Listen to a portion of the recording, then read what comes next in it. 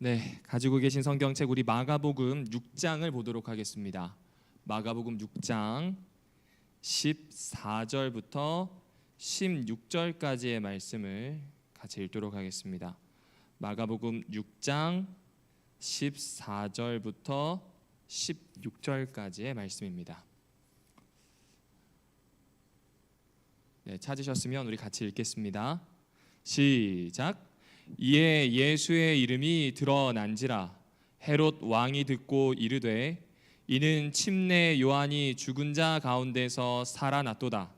그러므로 이런 능력이 그 속에서 일어나느니라 하고 어떤 이는 그가 엘리야라 하고 또 어떤 이는 그가 선지자니 옛 선지자 중에 하나와 같다 하되 헤롯은 듣고 이르되 내가 목벤 요한 그가 살아났다 하더라. 아멘. 감사합니다. 오늘 이 본문은 잘 알고 계시는 본문이죠. 요한이 어떻게 죽었는지에 대해서 사실은 설명하는 본문입니다. 그런데 잘 보시면 아시겠지만 사실은 요한에 대한 이야기가 아닙니다. 누구에 대한 이야기일까요? 예수님에 대한 이야기예요. 예수가 누구냐라고 하는 질문에 대해서 각 사람이 대답하고 있는 겁니다. 더러는 선지자라고 했고, 그리고 여기 나오는 것처럼 헤롯 같은 경우에는 내가 목을 베 죽였던 요한이 다시 살아왔다, 이 이야기를 하고 있습니다. 그런데 여러분, 이 이야기 좀 전후 문맥을 보면요 조금 어색합니다. 헤롯 그리고 예수님에 대한 이야기가 나오는데 그 전 문맥을 보실까요? 마가복음 6장 12절 13절엔 이렇게 되어 있습니다. 제자들이 나가서 회개하라 전파하고 많은 귀신을 쫓아내며 많은 병자에게 기름을 발라 고치더라. 그러니까 6장은 어떤 이야기로 시작이 되냐면요, 예수님이 오래간만에 고향에 갑니다. 따뜻한 밥도 먹고 친척들 또 회당에서 예배를 드리는 걸 기대하고 가셨는데 거기에서 생각지도 못한 배척을 받게 되죠. 그 배척을 받게 된 다음 제자들을 파송합니다. 무슨 의미냐면 예수를 따르는 제자라고 하는 것과 그 제자들이 예수님의 명령을 듣고 해야 되는 선교가 힘들다는 걸 사실은 알려주신 거예요. 그리고 제자들은 그 예수님의 명령을 가지고 나가서 귀신을 쫓아내기도 하고 복음을 전하기도 하고 여러 가지로 가르치기 시작을 합니다. 그런데 이 내용 다음에 갑자기 이 마가복음 6장 14절의 내용이 나오거든요. 조금 이상해요. 왜냐면요, 뭐라 그럴까요? 좀 자연스러운 본문은 마가복음 6장 30절에 있습니다. 한번 같이 읽어보실까요? 시작. 사도들이 예수께 모여 자기들이 행한 것과 가르친 것을, 그렇죠. 그러니까 지금 보냈잖아요. 그러면 응당 돌아와서 낱낱이 이야기하고 그 다음 이야기로 넘어가는 게 자연스러워요. 그런데 그 이야기 사이에 좀 끼어 있는 듯한 이야기로 예수가 누구인지, 헤롯이 어떻게 이야기했고 헤롯이 침례 요한을 어떻게 죽였는지에 대한 이야기가 들어가 있습니다. 왜 그럴까요? 이 마가복음을 읽으실 때 마가복음이 샌드위치 구조라는 걸 기억해 주시면 좋을 것 같습니다. 여러분 샌드위치를 아시죠? 샌드위치 빵 사이에 속이 있습니다. 이 사람에 따라 다른데 넣고 싶은 대로 넣으면 됩니다. 많이 넣으면 많이 넣는 대로, 적게 넣으면 적게 넣는 대로 어쨌든 좋은 식사거리가 됩니다. 그러면 여쭤볼게요. 샌드위치 빵에서 중요한 역할이 빵입니까, 속입니까? 그렇죠, 속이죠.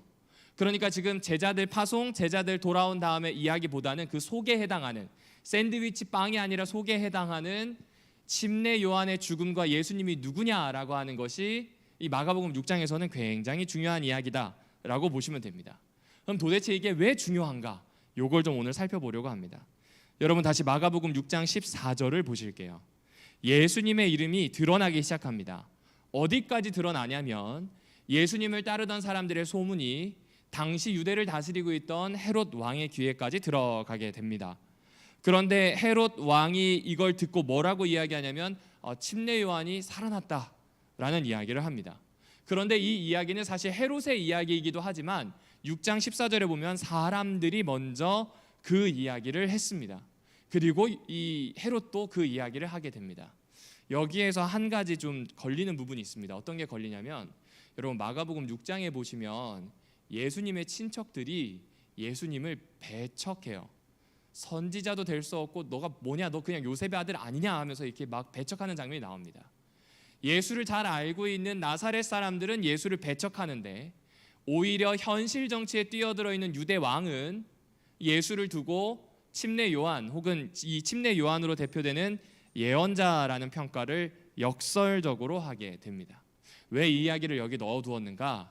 제자들 때문에 넣어두었습니다.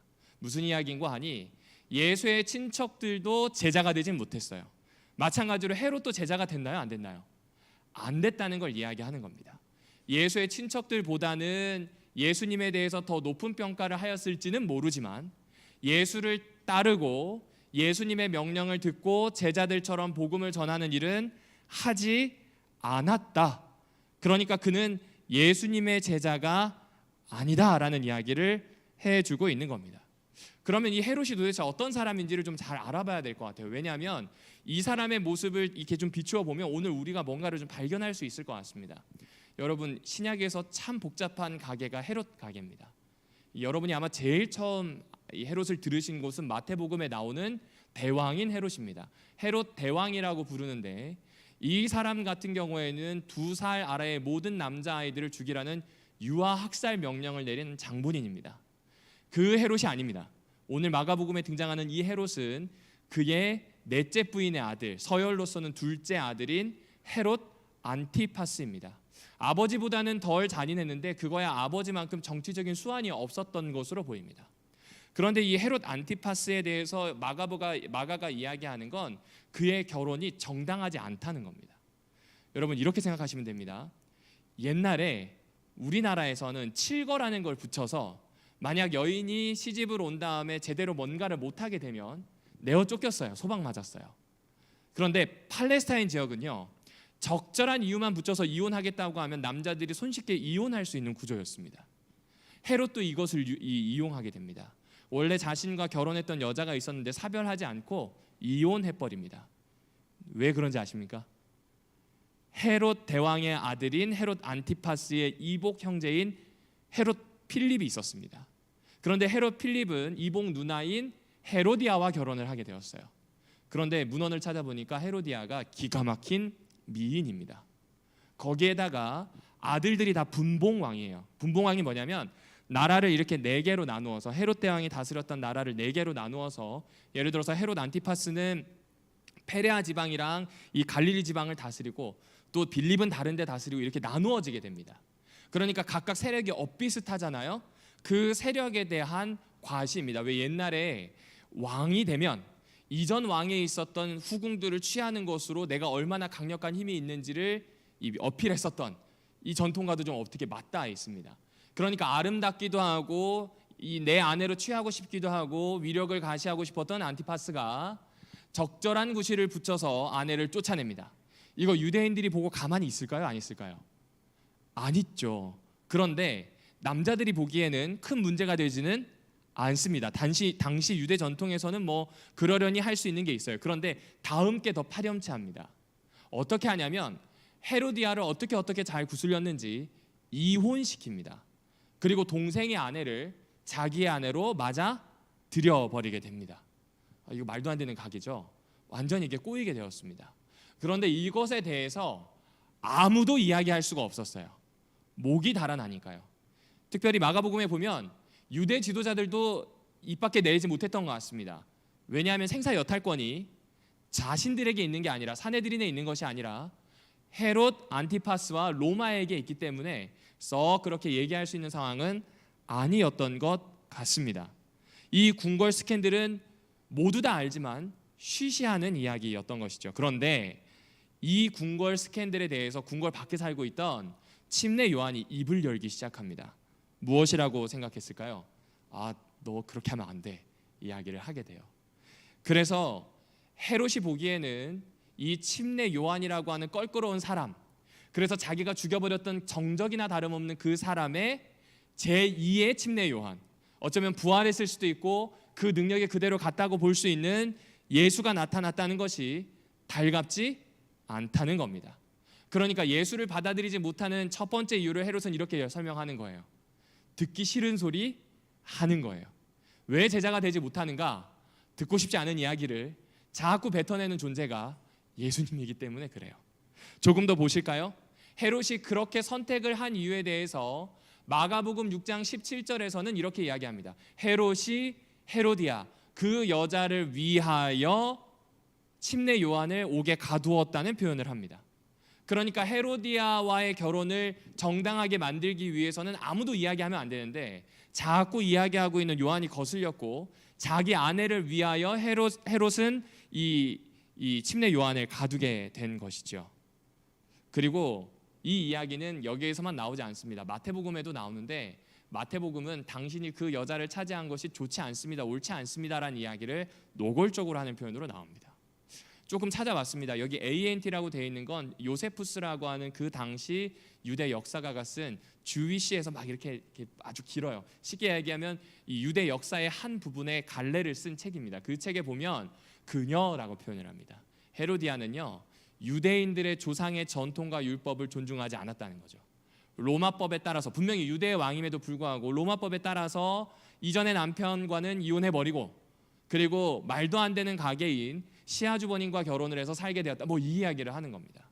그러니까 유대인들 입장에선 분이 끓지만 이야기를 하지 못했고 그리고 이 부분에 대해서 침례 요한은 이야기하니 헤로디아 입장에서는 반가울까요? 반갑지 않을까요? 반갑지 않죠. 어떻게 얻은 권력이고요, 어떻게 얻은 자리인데 지금 그것을 위협하는 이 침례 요한이 있으니 어떻게든 제거하고 싶었습니다. 그래서 그 여자를 위해서 감옥에 가두었다라고 표현을 하고 있습니다. 여러분, 여기에서 한 가지 발견할 수 있는 두 번째 제자의 모습이 있는 것 같아요. 그게 뭐냐면 바른 말입니다. 신학과 다닐 때 오만규 교수님이 수업에 들어와가지고 조금 거칠게 수업을 하시는 경우가 많았습니다. 이 앞에 있는 친구들의 잠을 깨우려고 하셨지만 거친 말을 하신 적도 있는데 그 말 중에 여러 가지는 기억이 안 나는데 하나는 기억이 납니다. 이거는 거친 말보다는 맞는 말이었어요. 뭐라고 하셨냐면 그리스도인은 말빨이 있어야 된대요. 입으로만 평화를 외치지 말고 입으로만 비폭력을 외칠 게 아니라 집중 정확히 하지 말고 사람을 살리는 일에 집중할 필요가 있다는 거죠. 그리스도인은 말빨이 있어야 된대요. 말을 한 그것에 먹힐 수 있는 게 뒷받침돼야 된다는 이야기를 해주셨습니다. 침례 요한은 그런 사람이었습니다. 선지자라고 하는 사람들의 특징이 뭐냐면 맡은 말을 말빨 있게 전달하는 사람입니다. 그리스도인은 어떤 사람이냐면, 제자는 어떤 사람이냐면 말빨 있게 전달할 수 있어야 되는 것 같습니다. 어쨌든 침례 요한의 이 모습과 함께 보게 되면 오늘 우리가 세상을 어떻게 바라보고 어떤 이야기를 해야 될지 고민이 되는 부분이 많습니다. 왜냐하면 기준에 대해서도 고민해야 되지만 이미 모두가 다 동의하는 기준들이 너무 쉽게 흔들려 버리는 것들을 보기 때문입니다. 사람의 목숨에 대해서 너무 쉽게 생각하고요, 어떤 결정이 누군가에게 어떤 일을 펼칠지에 대해서 전혀 생각하지 않는 것, 한 사람을 그냥 내 욕망을 위한 대상이라든지 도구 정도로 보는, 요건 아닌데 갈수록 그것들을 정당화하는 일들이 많아지고 있는 것 같습니다. 어쨌든 고민해야 하는 부분인 것 같습니다. 자, 그런데 헤롯이 자기의 새로운 아내인 헤로디아만을 위한 것 같진 않습니다. 여러분, 마가복음 6장 19절부터 20절에 보시게 되면 헤로디아가 침례 요한을 죽이려고 갖은 수를 썼었던 것 같아요. 기회가 되면 죽이려고 했었습니다. 그런데 이것을 막은 남자가 누구냐면 19절에 나오는, 20절에 나오는 헤롯입니다. 헤롯이 요한을 어떻게 죽이지 않도록 했느냐? 헤롯의 양심 때문입니다. 의롭고 거룩한 사람으로 알고 있었던 침례 요한이 두려웠던 거예요. 그래서 무엇했냐면 보호한 거예요. 이 여자를 위해서 감옥에 가두었지만 사실은 이 감옥은 자기 권세 안에 있으므로 유일하게 이 여자의 손이 뻗치지 않은 장소이기도 합니다. 그래서 그를 돌보았습니다. 심지어 그의 말을 들을 때에 마음에 고민도 많고 짜증도 나고 어찌할 바를 모르기도 하지만 달게 들었습니다. 왜요? 아무도 자기 자신을 제대로 보도록 말해주는 신하가 없었던 것 같습니다. 그런 상황입니다. 그러나 그는 결국 죽이게 되죠. 실수로, 그리고 이 자신이 가지고 있는 어떠어떠함 때문에 죽이게 됩니다. 그러니까 이 사람은 무언가가 예수를 따라갈 수 없는 사람, 무언가가 이 사람으로 하여금 전적으로 제자가 될 수 없도록 망했던 것 같습니다. 그게 무엇이었을까 고민해 보면 헤롯과 비슷한 상황에 있었던 또 다른 신약의 인물이 떠오릅니다. 혹시 헤롯처럼 이방인이면서 뭔가를 들었을 때 주저주저 하다가 잘못된 선택을 했던 이 이방인, 신약에 등장하는 사람 누구인지 짐작이 가시나요? 빌라도입니다. 빌라도는요, 기록이 맞다면 무려 7번이나 예수님을 신문합니다.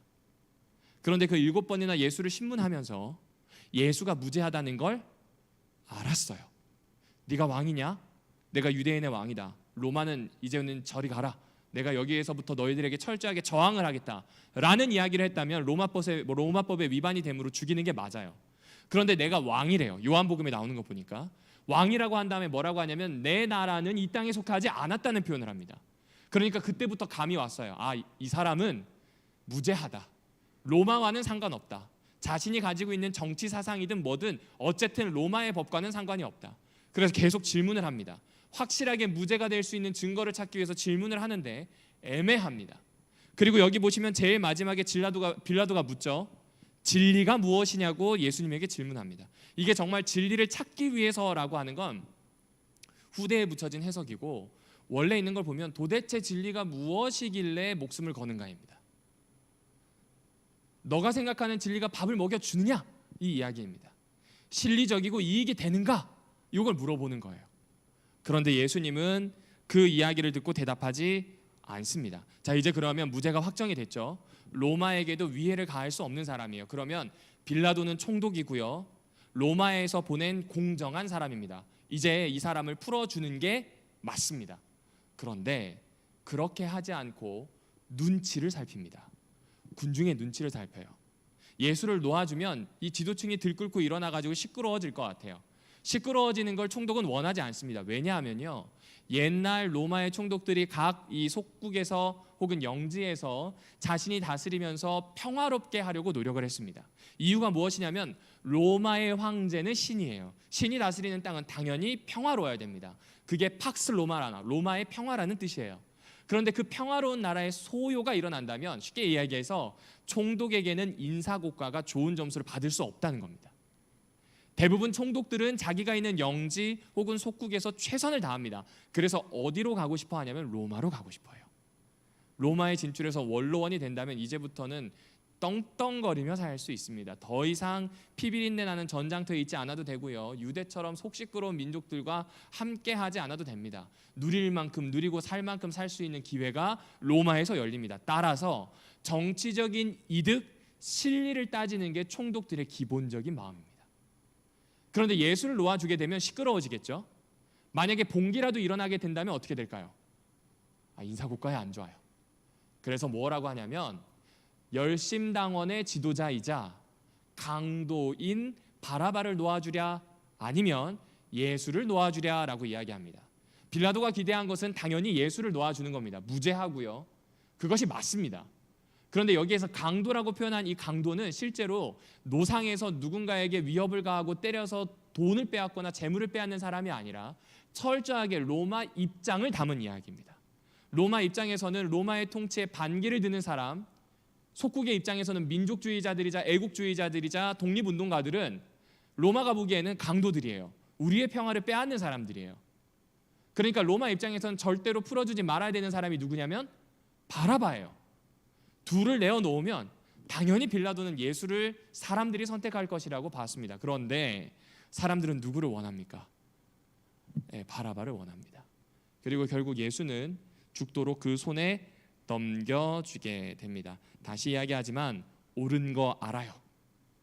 예수님이 무죄한 거 알아요. 그런데 실리를 따졌을 때 말도 안 되는 결론을 내리게 된 겁니다. 여러분, 동서남북을 다수결로 정할 수 있나요? 아니요, 없습니다. 정해져 있습니다.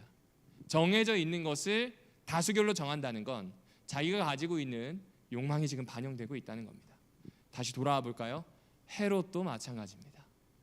헤롯도 빌라도처럼 자신의 정치적인 실익, 로마의 환심과 호의를 사서 이 땅을 계속 다스려갈 수 있는 권세를 가지고 싶어 했던 겁니다.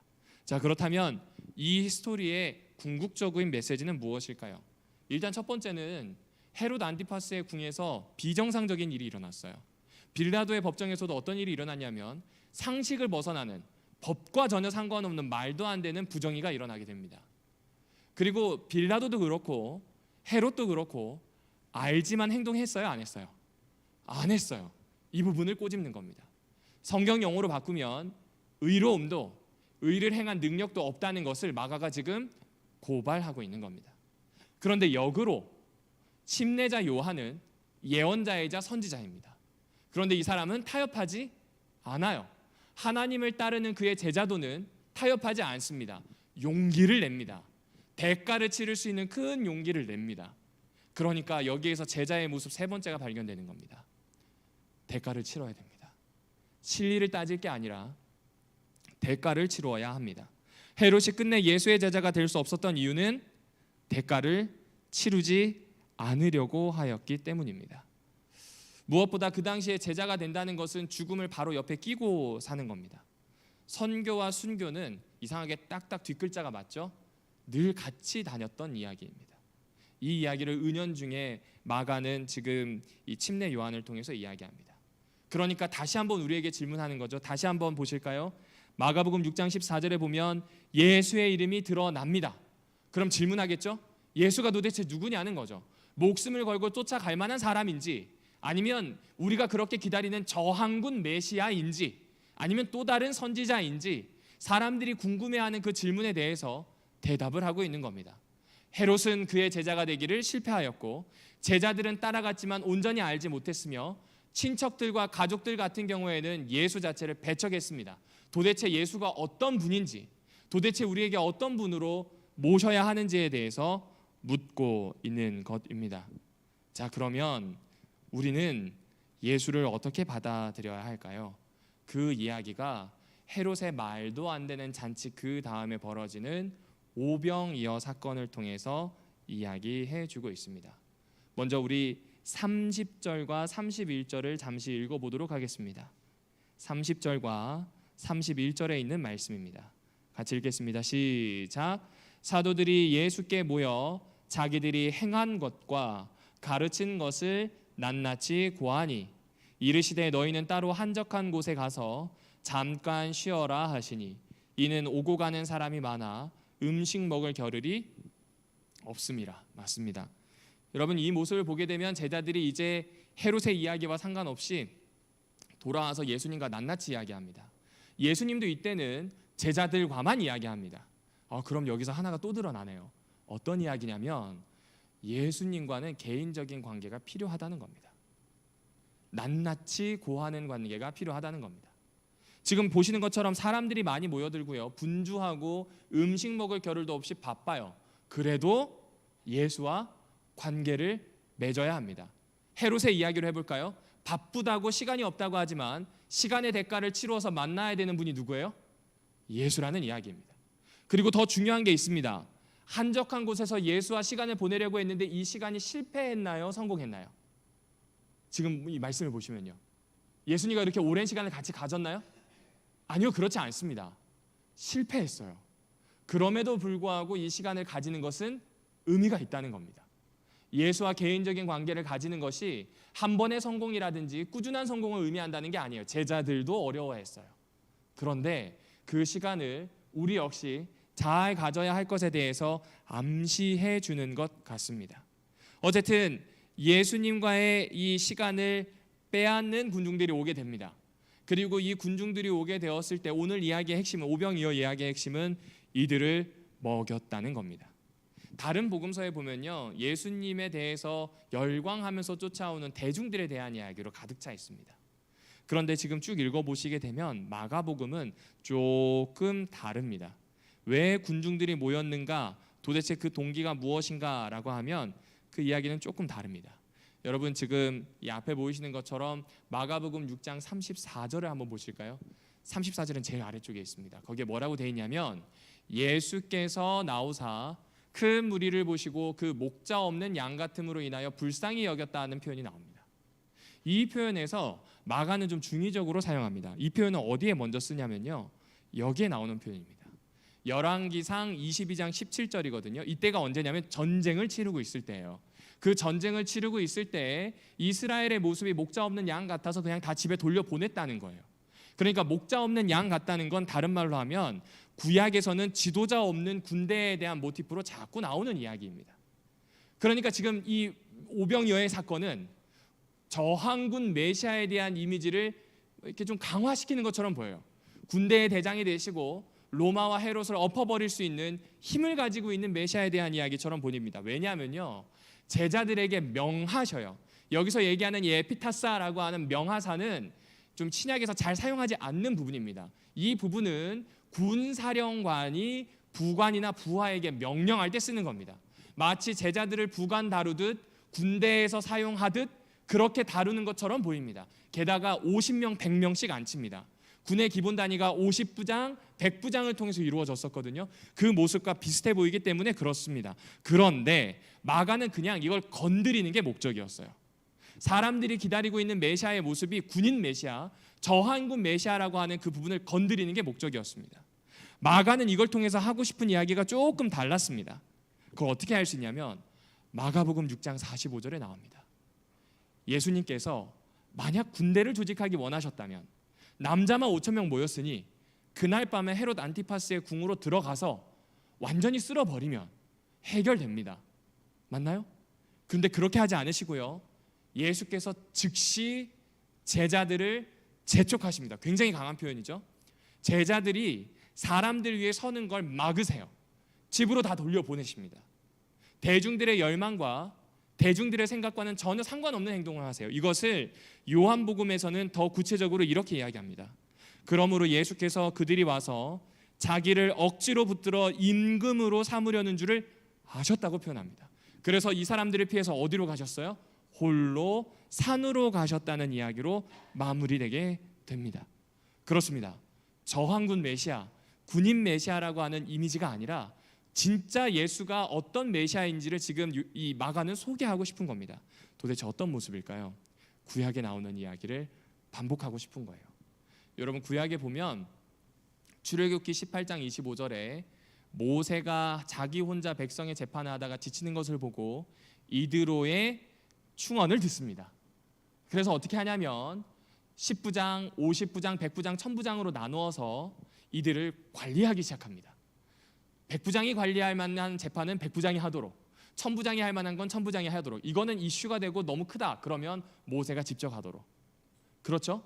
그런데 그 모습이 뭐와 같냐면 군대의 모습이 아니라 민수기에 나오는 것처럼 마치 출애굽시켜서 가나안까지 인도하는 이 모세의 모습을 목자처럼 묘사합니다. 예수께서 보내신, 하나님께서 보내신 목자로서, 여호와의 목자로서 이스라엘을 끌어가는 듯한 이미지가 민수기에도 등장합니다. 그러니까 이 사건을 통해서 우리는 한마디로 얘기하면 이런 추측을 할 수 있는 거예요. 여러분, 시편 23편에 보면 목자의 시가 나오죠. 목자의 시가 나오는데 조금 뒤에 이야기하겠지만 그 목자의 시에 나오는 우리를 먹이시는 왕인 예수와 사람들을 모아서 죽음의 잔치를 벌이고 있는 헤롯 안디바를 대조시키고 있는 겁니다. 진짜 따라가야 하는 건 하나님 예수 그리스도의 제자도 아니고 예수 그리스도를 거부했을 뿐만 아니라 진리를 쫓아가서 죽음의 잔치를 벌였던 왕, 이 사람을 따라갈 게 아니라는 거죠. 목자이신 분, 마치 그 옛날의 모세와 같은 분, 예수를 쫓아가야 한다는 겁니다. 다시 이야기합니다. 예수는 어떤 분인가? 목자라는 겁니다. 어떻게 할 수 있냐고요? 여러분, 여기 보시면 그들이 양 없는 목자 같다는 표현과 함께 39절에 보면 모든 사람을 때로지어서 푸른 잔디 위에 앉혔다는 표현이 나옵니다. 마치 푸른 초장에 누이시며 쉴만한 물가를 인도하신다라고 하는 그런 그림이 떠오르는 것 같습니다. 이건 제가 먼저 발견한 게 아니라 케네스 베일리라고 하는 신학자가 먼저 발견했습니다. 그도 그럴 것이 마가만 그곳에 푸른 초장이 있었다고 하는 유일한 묘사를 합니다. 그리고 거기에서 끝나지 않죠. 원수의 목전에서 잔치상을 베푸세요. 그래서 모두가 배부르게 먹고 배부르게 마십니다. 오병이어의 사건이 모두 다 헤롯 안티파스라고 하는 원수의 목전 앞에서, 로마라고 하는 원수의 목전 앞에서 배부르게 먹고 12강들이를 남길 만큼 굉장히 큰 사건이었음을 이야기해 줍니다. 그러니까 마가의 관심은 저항군 메시아가 아니라 목자 되시는 예수님을 소개하고 싶었던 겁니다. 생명의 떡을 뜯어서 나누어 주시는 분 말입니다. 각자의 배고픔과 목마름을 충분히 채우고도 남을 만큼 말입니다. 여러분, 목자 없는 양 같은 사람들이 오고 가는 일이 많았다고 합니다. 그러면 예수님을 찾아온 사람이 많았겠거니라고 보지만 헤롯 입장에선 불안하지 않았을까요? 너무 의심스럽고 의문스러운 공동체잖아요. 사람들이 저렇게 많이 오고 요한과 같은 공동체인데 만약 민중봉기라도 일어나면 내가 가지고 있는 이 권력은 사상 누각처럼 무너질 수도 있습니다. 그런데 예수는 그런 헤롯에 대한 대항마는 아예 생각도 안 하고 계세요. 나는 그 헤롯에 대한 대항마가 아니라 열심당의 지도자인 바라바처럼 어떤 저항군으로서의 메시아가 아니라 광야에서 음식을 주어서 만족해하고 생명을 주었던 진짜 메시아, 진짜 모세와 같은 존재가 자신이라고 소개하십니다. 그리고 오늘 이 이야기를 하는 궁극적인 목적이 37절에 나옵니다. 37절을 같이 읽어보실까요? 시작. 대답하여 이르시되 너희가 먹을 것을 주라 하시니 여짜오되 우리가 가서 200데나리온의 떡을 사다 먹이리까? 라고 묻습니다. 여러분, 예수님이 원하는 건요, 먹이는 겁니다. 제자된 공동체와 제자들이 먹이는 일을 하는 겁니다. 예수님은, 그리고 목자이신 그분은 자신의 손으로 떼셨지만 제자들을 통해서 나누었다는 것에 굉장히 큰 의미가 있습니다. 우리에게 제자됨이라고 하는 게 무엇인지를 가르쳐주고 계시는 거예요. 헤롯처럼 대가를 치르지 않는 것, 그리고 자신들의 예수님의 가족처럼 배척하는 것, 이것을 완전히 넘어서 집내 요한처럼 용기 내어 큰 대가를 치르는 사람들, 그 대가는 무엇이냐면 불가능해 보이고 그리고 할 수 없는 일처럼 보이는데 예수께서 시키시는 그 일을 하는 겁니다. 사실 예수님께서 나누신 그 생명의 떡을 나누어 주라 라는 이야기를 들었을 때 내가? 라는 생각을 하죠. 태능교회에 있을 때 이 집사님들 한 그룹을 맡아서 같이 성경을 공부하고 성경 교사를 만들라는 이 명령을 좀 받게 되었습니다. 그런데 그때 해보니까요, 집사님들이 한결같이 하는 이야기가 제가요 이러시더라고요. 근데 제가 그 집사님들을 알거든요. 그 집사님들이 어린이부 수장들이었어요. 그러니까 어린이부 수장이었다는 건 어린이들에게 성경과 예수를 가르쳤던 사람입니다. 그러니까 어린이들에게 가르쳤으면 사실 성인들에게 가르치는 건 일도 아닙니다. 왜 그럴까요? 어린이들에게 가르치는 게 훨씬 어려워요. 그런데 내가라고 생각하는 겁니다. 그때 이 말씀을 들려드렸던 기억이 있습니다. 똑같습니다. 오늘 우리도 마찬가지예요. 예수님의 제자로 내가? 아닙니다. 할 수 있어요. 왜냐하면 예수님은 생명의 떡을 떼어서 각 사람에게 나눠주셨고 그 떡을 먹고 산 지 벌써 10여 년 이상의 시간이 흘렀습니다. 이제 그 떡을 떼고 나눌 준비를 하는 것, 이것이 우리에게 필요한 일이다 라고 보는 것 같습니다. 어쩌면 제자들은 문제의 크기가 너무 커서 거기에 함몰되었는지 모르겠습니다. 이 많은 사람들을 어떻게 먹일까요? 200데나리온으로도 부족해 보인다는 이런 계산이 섰고 불가능해 보이는 일 아닙니까? 그때 예수님은 용기가 필요한 것, 대가는 내 말을 순종하는 것, 조금 더 와닿게 표현하면 예수님의 말빨이 세워지는 근거가 되어주는 것, 이것이 바로 제자들에게 원하셨던 이야기입니다. 그럼 구체적으로 어떻게 해야 될까요? 마가복음은 철저히 땅에서 일하신 예수님의 모습을 보여줍니다. 그런 복음서를 관심을 가지고 읽어야 합니다. 왜냐하면요, 대부분 영적인 이야기라고 하는 걸 너무 많이 교회 안에서 유통합니다. 이건 우리 교회뿐만 아니라 한국 교회 안에서 많이 유통되는 이야기입니다. 예수는 어떤 분인가? 나를 천국에 가게 해주고 내 기도와 소원을 들어주시는 신입니다. 예수께서 이 땅에서 어떻게 사셨는가, 무엇을 가르치셨는가 보다는 우리는 이것에 더 관심이 많죠.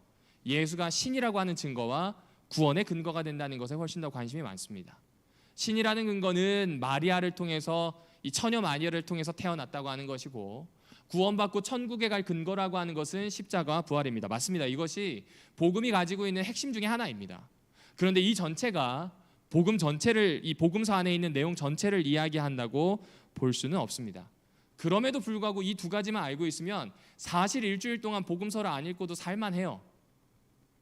그리고 이 땅의 일보다는 하늘에 있는 일에 더 많이 집중하는 것이 맞다고 생각하는 것 같습니다.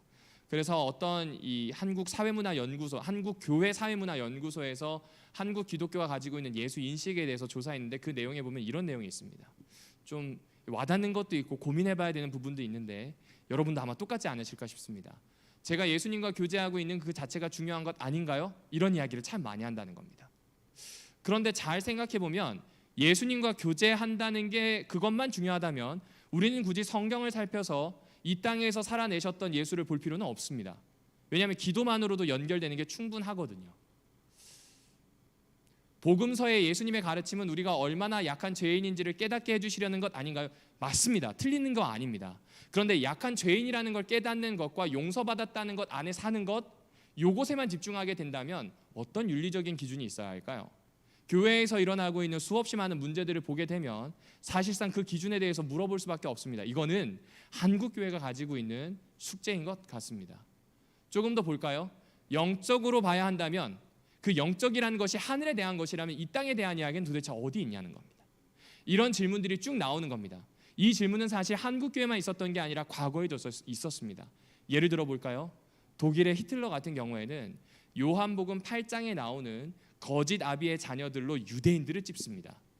왜냐하면 요한복음에서 그렇게 유대인들을 고발하기 때문에 유대인들은 이 땅에서 사라지고 인종 청소가 되어야 되는 그런 거짓의 존재들이라고 생각을 해서 말도 안 되는 유태인 학살을 일으킵니다. 복음서를 잘못 읽은 거예요. 복음서에 대해서 이 땅에서 일어나는 일에 대해서 제자됨에 대해서 고민해야 했는데 그러지 않고 잘못 읽어냈던 역사들이 우리 앞에 있다는 겁니다. 그것만 그럴까요? 아니요. 꽤 많이 있습니다.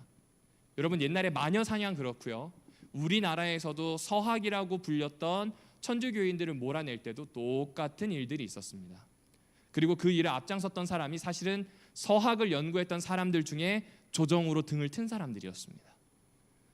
우리가 가지고 있는 예수님에 대한 인식이 어떠냐에 따라서 우리가 복음서를 어떻게 읽어내느냐에 따라서 제자됨의 삶이 달라질 수 있습니다. 오늘의 이야기를 갈무리하면 이런 것 같아요. 영적인 것을 추구했던 헤롯이에요. 듣기도 좋고 찔리기도 하고 감사했었습니다. 그러나 예수님을 따르는 건 안 했습니다. 예수님이 누구이신가라고 물었을 땐 예언자쯤이라고 대답했습니다. 하지만 마가는 예수님이 목자 되신다고 표현합니다. 우리의 필요를 채우시고 동행하시고 제자된 각 사람이 용기만 내고 대가만 치른다면 그 손을 빌어서 생명의 떡을 나누실 수 있는 능력 있는 분이라고 이야기하고 있습니다. 우리가 따라가기만 하면, 우리의 시간을 사용하기만 하면 생명의 잔치로 이끄시는 분입니다. 그리고 마가는 이 질문을 피하지 않습니다. 만약 그렇다고 한다면 이제 예수의 손에서 받은 생명의 떡을 나 최선우가 그리고 오남교회 교우들이 나누라고 이야기해주고 있습니다. 이게 무조건 성경 나가서 가르치라는 게 아닙니다. 복음서에 있는 이야기를 읽다 보면요, 각각 한 부분을 보시게 될 거예요. 제가 보는 부분이 있고요, 앉아 계신 장로님, 집사님들이 보이는 부분이 있습니다. 각각 가지고 있는 달란트와 각각 가지고 있는 시선으로 읽어내는 예수님의 모습과 제자의 모습들이 있을 겁니다. 그거 살아내면 됩니다. 그러기 위해서는 읽을 필요가 있는 것이죠. 사랑하는 우리 오남교회 성도 여러분들이시여, 예수님은 여러분들에게 누구이십니까? 마가는 목자이신 예수를 앞세워 우리에게 이야기합니다. 지금까지 가지고 있었던 예수 이미지가 아니라 성경에서 이야기하는 예수의 이미지를 한번 고민해 보자고요. 오늘 이 기도의 시간과 또 일주일의 시간이 그렇게 예수님을 생각하고 예수님을 깊이 생각할 뿐만 아니라 동행하고 살아낼 수 있는 귀한 시간들이 되면 좋겠습니다.